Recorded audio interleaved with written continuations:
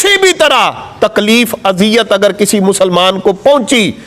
تسی چوری پٹھے وڈ کے لیاندے، او دی وجہ نال کسی مسلمان نو تکلیف ہوئی،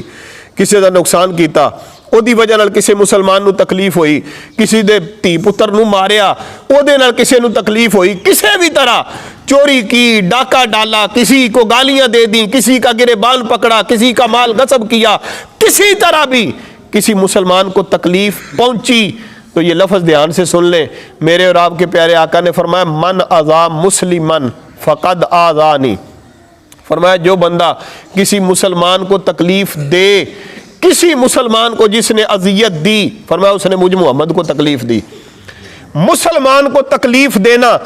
اس کا خمیازہ کیا بھگتنا پڑے گا، نقصان کتنا ہے، ثمرہ کیا ہے؟ فرمایا مسلمان کو تکلیف دی، اس نے مجھ محمد کو تکلیف دی،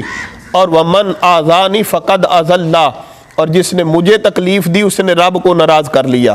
تو مسلمان کو تکلیف دینا یہ اللہ کو ناراض کرنے کا سبب ہے، اور رب کو ناراض کرنے کے بعد پھر حشر کے دن قبر کے اندر اللہ کے سامنے کل قیامت کے دن منہ کیا دکھائیں گے، کس منہ سے جائیں گے؟ اور یہ لفظ تو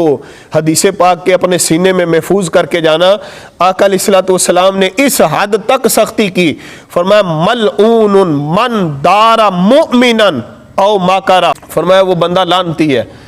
ملعون ہے جو کسی مومن کو نقصان دے یا اس کے ساتھ دھوکہ کرے، فراڈ کرے۔ ہم تو بعد کا دھوکہ کر کے خوش نہیں ہو رہے ہوتے کہ یار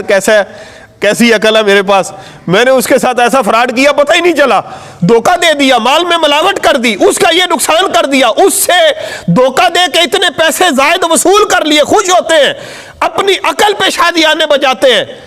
یہاں بجائیں شادیانے، لیکن سرکار نے فرمایا جس نے کسی مسلمان کا نقصان کر دیا نا، یا اس کو دھوکہ دیا، کوئی نقصان کر دیا، فرمایا وہ بندہ لعنتی ہے۔